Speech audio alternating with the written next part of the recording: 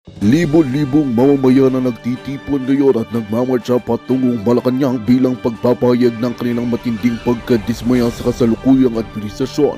Bitbit ng mga placard at sigaw ng protesta, ipinahiwatig at ipinahayag ng mga nagpuprotesta ang kanilang panawagan para sa pagbibitiw sa pwesto ni Pangulong Kuting Jr. at iba pang opisyal na itinuturing nilang salot sa pamahalaan. Ayon sa mga organisado ng Kilos Protesta, ang kanilang pagkilos ay bunga ng iba't ibang isyu tulad ng umano'y katiwalian, kakulangan sa tugon ng mga pangunahing problema ng bansa at hindi pagkakapantay-pantay sa lipunan. Mahigpit naman ang naging seguridad sa paligid ng palasyo kung saan itinalaga ang mga pulis at sundalo upang mapanatili ang kaayusan. Sa kabila nito, nananatiling mapayapang marcha ayon sa mga ulat mula sa ground. Samantala, naglabas ng pahayag ang Malacanang na nananatiling bukas ang administrasyon sa makabuluhang dialogo sa mga mamamayan. Tiniyak din ng gobyerno na patuloy nitong pagsusumikap tugunan ang mga hinaing ng taong bayan. At yan nga ang balitang ating pagkakatutukan. Ngunit bago ang lahat, siguraduhin mag-subscribe at ihit ang notification bell para sa patuloy na pagtutok sa mga silyap ng bagong balita sa tunay na boses ng masa.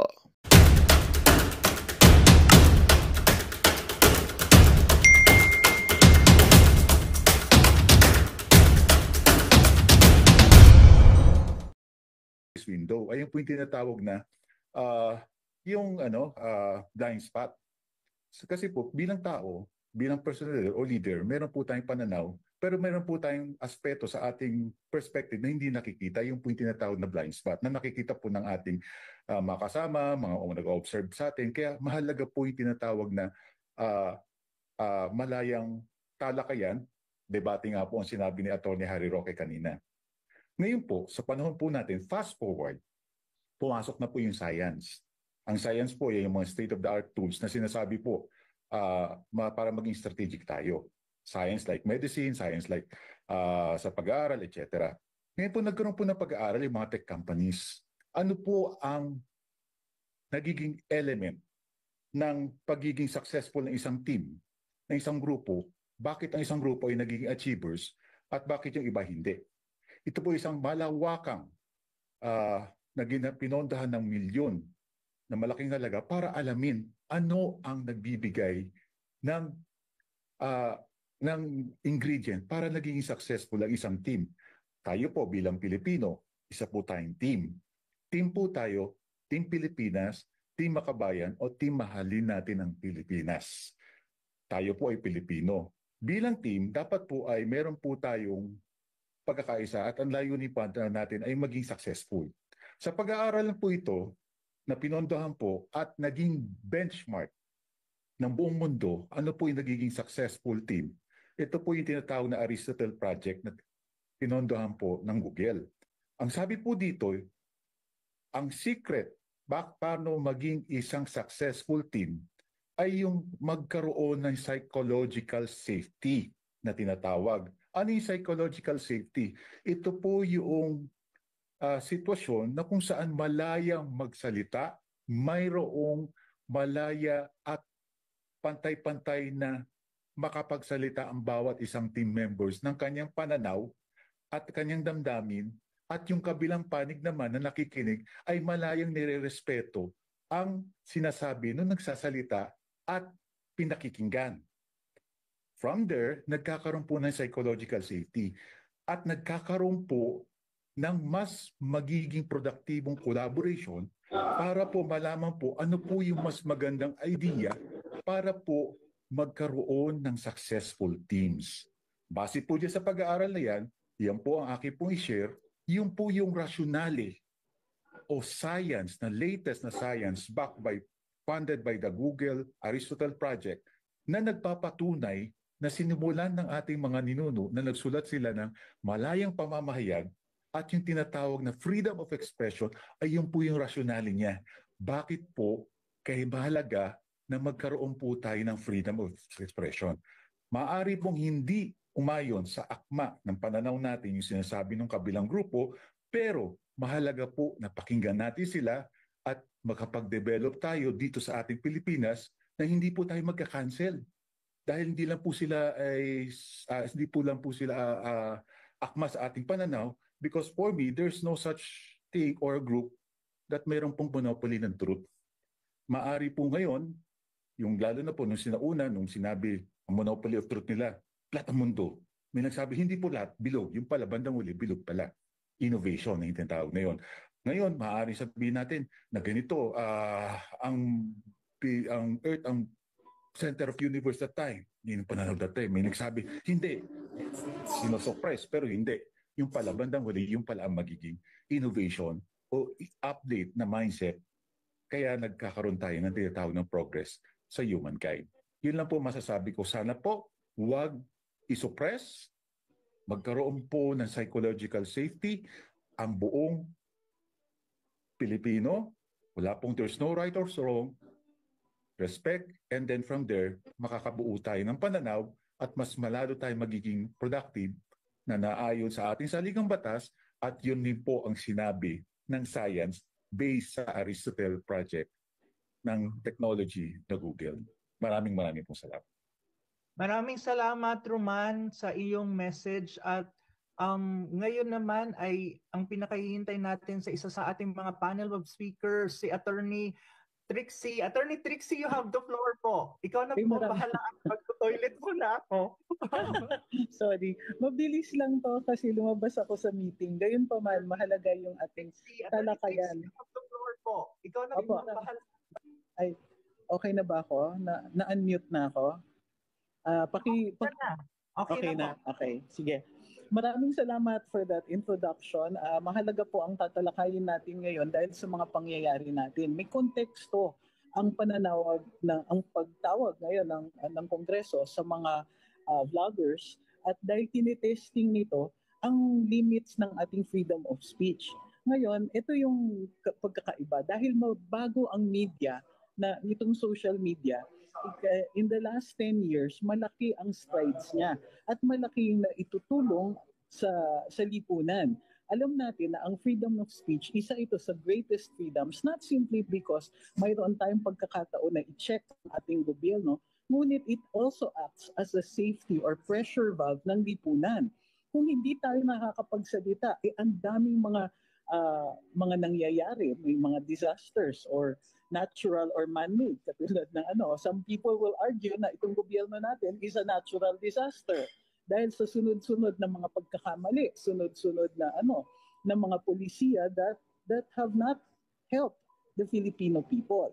So, ang freedom of speech allows people to express themselves, at sa gayon, hindi natin kinukulob ito at hindi rin nagkakaroon ng yung sabog katulad ng mga revolusyon and gera and so on. Ito ay isang paraan that allows the people to cope with changes. Gayunpaman, ang tingin ng ating mga ilang opisyales, ang nakikita natin is periodically, kailangan ipaalala natin sa ating mga opisyales na ang freedom of speech ay itinalaga ng ating Korte Suprema as one of the greatest freedoms sa isang demokrasya. Dito pumapatak ang lahat. Ang karapatan natin magsalita at magpahayag, pumupunta yan doon sa ating pagpili ng ating leaders. May larangan ng free speech pagdating sa eleksyon. Kaya ang Korte Suprema, tinitignan nila yung mga things like ano ang advertising na inaalaw, ano yung mga expressions ng mga individual na hindi mga kandidato na maaaring sabihin. So, sinabi rin ng Korte Suprema na isa dun sa pinakamalaking expression ng ordinaryong mamamayan ay yung kanilang pagpupuna sa liderato. Ito po ay yung primary purpose ng freedom of speech para may panahon ay para pagkakataon na i-check natin yung mga opisyalis natin.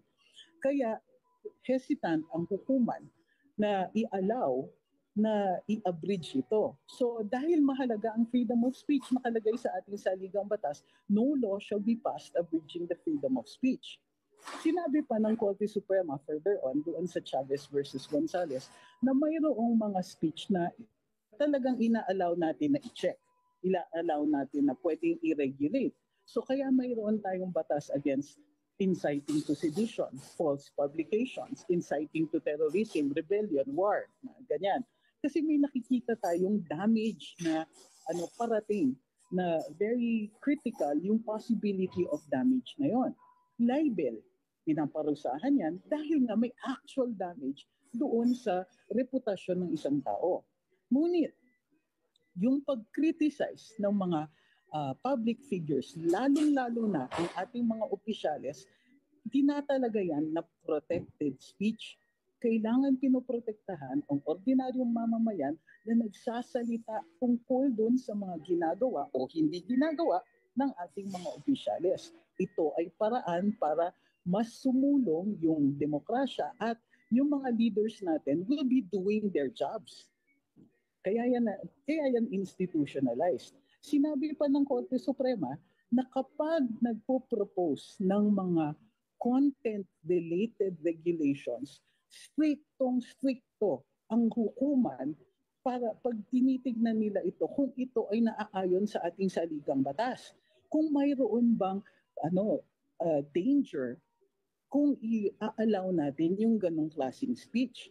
So, ang strict yung standards ng Korte Suprema and in many instances napapagalitan o nasi-strike down ang mga proposals that limit freedom of speech. Lalong-lalo na pag gagawa kayo ng content-related na regulation.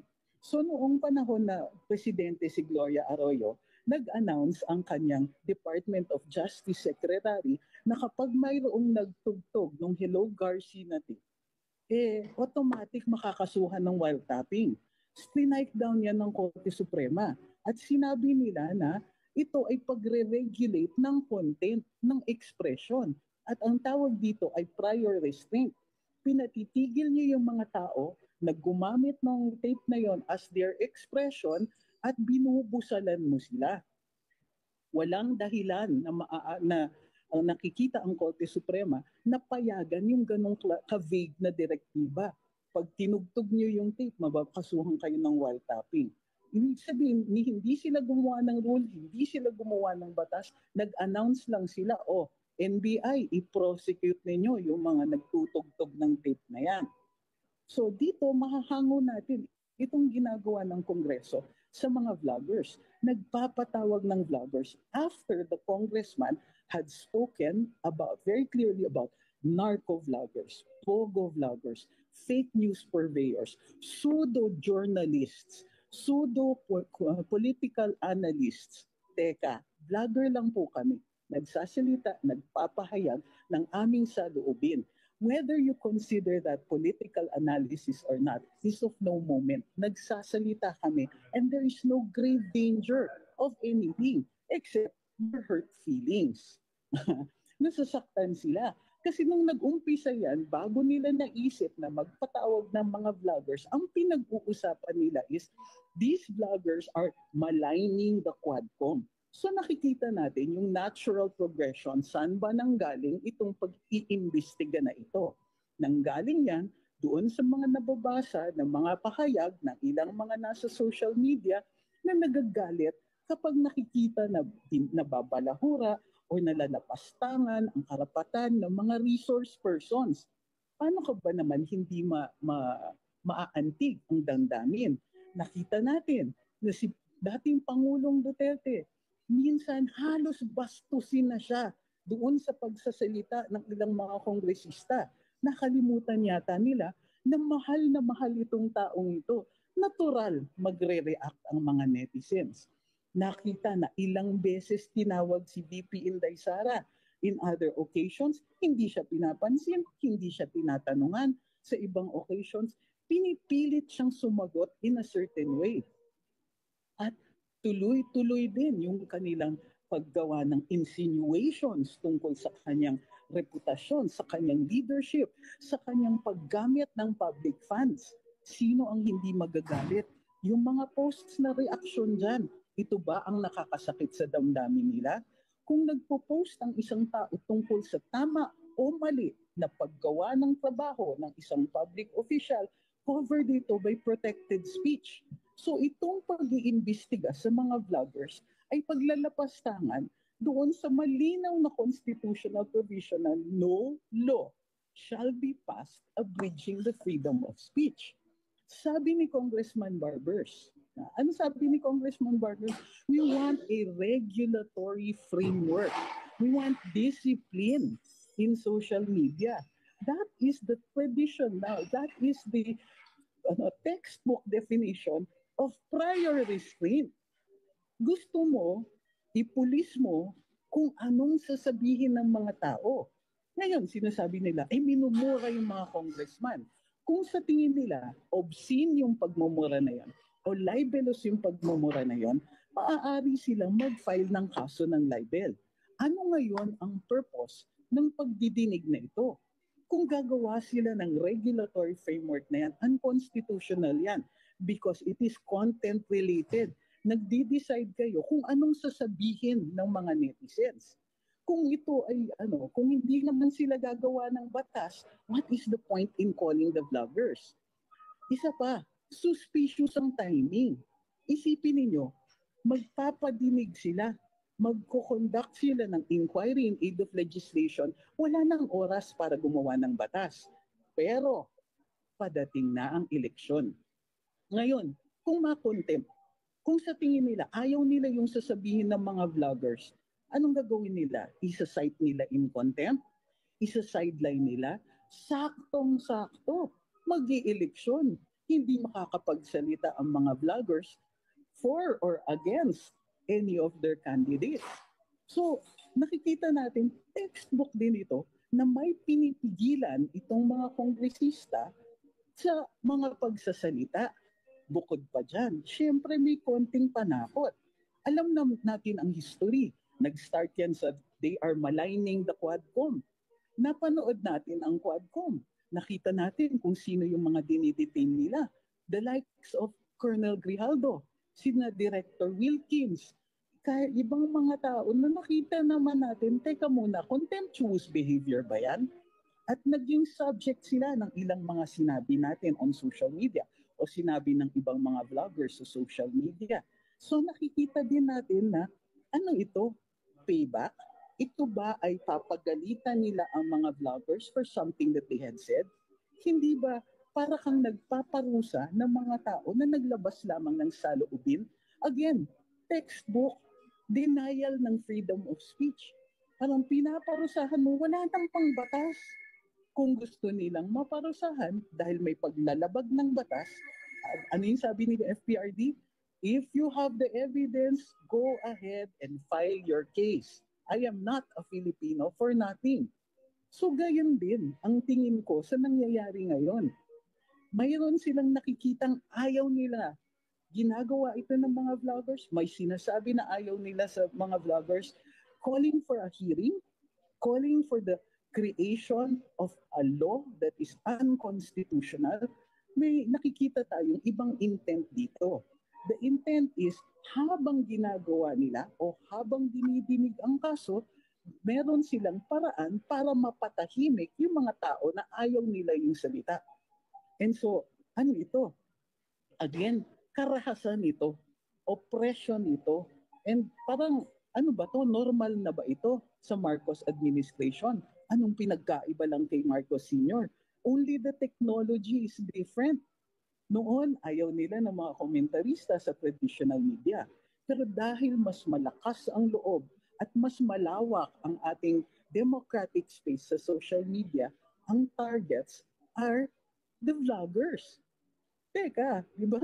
Hindi naman regulated profession ito. Wala namang kaming board exam. Wala namang and they talk about things like fake news.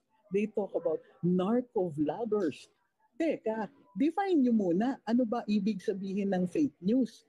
Gusto ninyong i-criminalize ang fake news, but they should understand that any criminal law in the Philippines requires malicious intent. Ibig sabihin, kung tatawagin mong fake news yung tao, papatunayan mo muna na alam ng tao na fake yan at pinapakalat yan with the sole intent to malign a person or destroy a person's reputation, destroy their plans, whatever. Hindi pwede yung, ay fake news ka. Teka muna, ano yung definition mo ng fake news at nasan ang malis dyan? So, I don't think that there is any intent or even any time to create a law. But they are creating circumstances to make people shut up. Wow, di ba? Tuwan-tuwa naman tayo sa pag-contract ng democratic space dito sa Pilipinas. It's bad enough that the economy is bad. Ngayon, mag-state of an emergency na yata ng food emergency na. Or a state of emergency, Attorney Trixie, sa Diba? Department of Agriculture, food emergency. Pasensya na, pero I really think, hello, ang weak nyo naman. Ang food emergency ninyo, anong gagawin ninyo? NFA lang. Pagkain yung kanin pa lang, yung bigas pa lang ang pinagtutuunan nyo ng pansin. Asa na yung kamatis, sibuyas, bawang. Nasa ng mga vegetables, pork, beef, everything else. Wala kayong maisip. And kumbaga, you have reached the bottom of your bag of tricks and you have nothing. Nothing to show for resolutions or anything of the sort. Kahit man lang dun sa Roman adage na bread and circus ang kailangan ng taong bayan, they fail on both counts. Mayroong national emergency on the condition or the state of our agriculture and production of food. Pero talaga, tatawagin ninyo sa Kongreso, vloggers. Tama, priorities, Anong nangyayari sa inyo? You know what galls me is that they know better. They know that they're doing this wrong. The jurisprudence is clear. The law is clear. The Constitution is clear. No law shall be passed abridging the freedom of speech. And yet they're doing it. Kumbaga, they're coming after vloggers. That means you and me. That means ordinary citizens na nagsalita lang, nagpahayag, nagpost sa Facebook. Ang primary purpose pa nga ng Facebook for most Filipinos is to get in touch with their families, given na ang dami-dami nating OFWs. And yet dito nila tayo titirahin on the Filipinos' love for connection. Yan, tama. Tama. Gusto nila ng do they really want to be loved or do they want to be hated? Kasi parang why do you keep shooting yourself in the foot? Ito na nga lang ang kailangan ng Pilipino, napakabiit na nga lang ng threshold natin. Masaya tayo sa social media and they will hit us right where it hurts the most. Tama, paano sila ma-elect niyan? You're going into election doing something as monumentally insensitive as this. Parang, sinong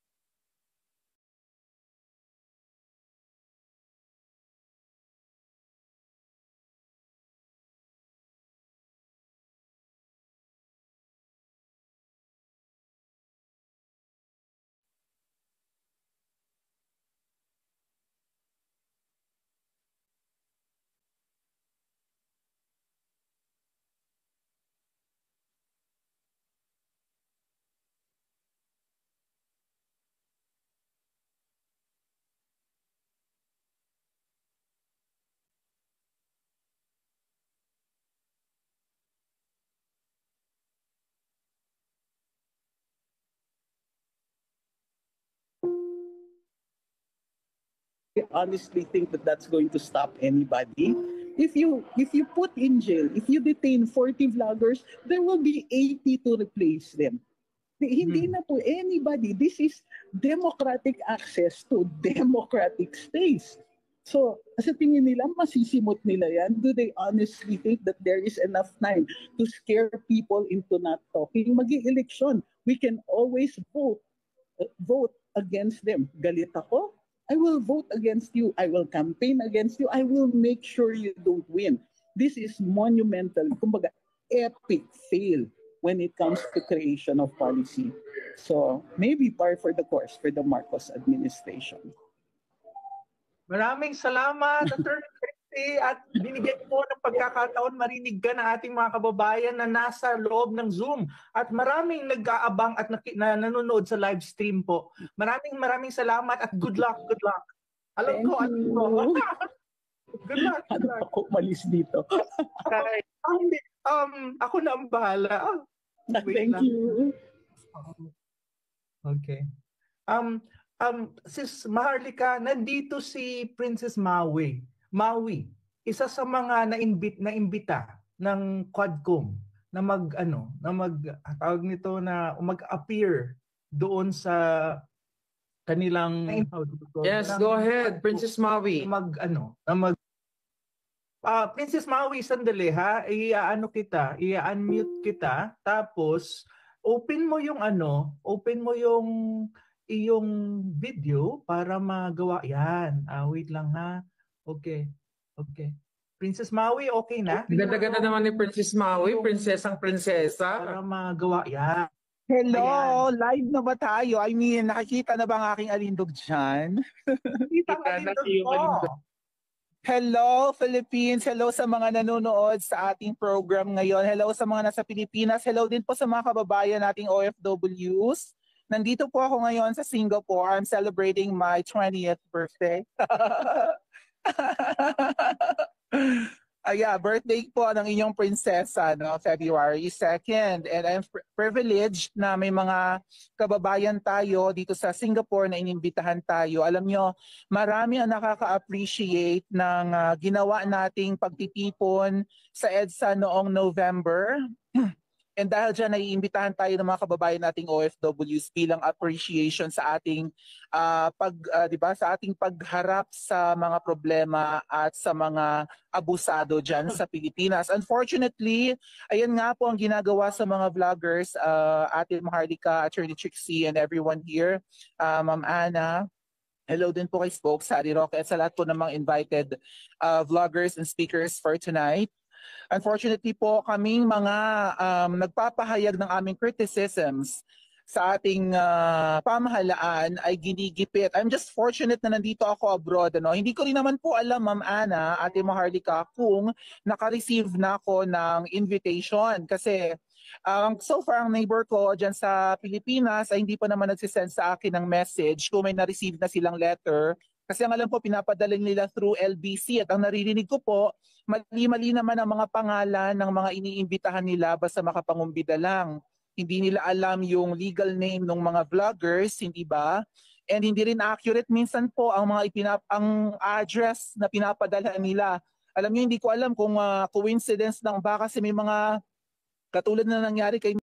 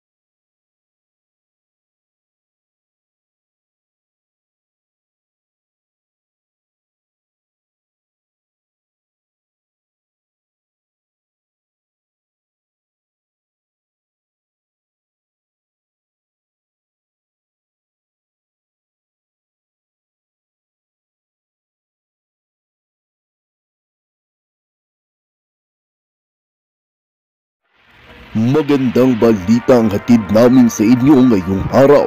Sa pagtatapos ng aming balitaan, nagbigay kami ng mga mahalagang impormasyon.